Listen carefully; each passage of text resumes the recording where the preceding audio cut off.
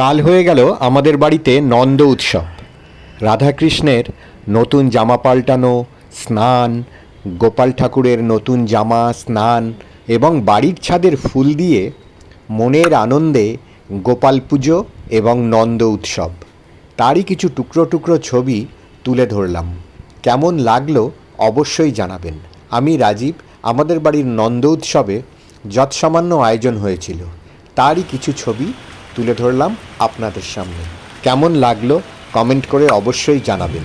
নন্দ উৎসব হলো ভগবান শ্রীকৃষ্ণের জন্মতিথি জন্মাষ্টমীর পরের দিন পালিত হয়। এটিকে কৃষ্ণের পালক পিতা নন্দ মহারাজের আনন্দ উৎসব হিসাবেও ধরা হয়।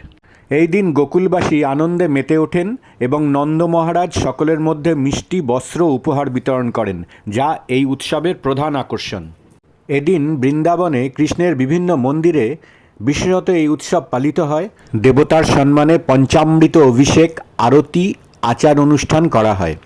কিছু ভক্ত ছোট ছোট দল গঠন করে এবং উঁচু দড়িতে মাখনের পাত্র ঝুলিয়ে তাকে ভাঙা হয়, যাকে মটকি ফোড়া অনুষ্ঠানও বলা হয়। পুরাণের কাহিনী অনুযায়ী শ্রীকৃষ্ণের জন্ম হয়েছিল মধ্যরাতে প্রচণ্ড ঝড় বৃষ্টির মধ্যে। মহারাজ নন্দ সেই আনন্দ উৎসব উদযাপন করেছিলেন পরের দিন সকালে।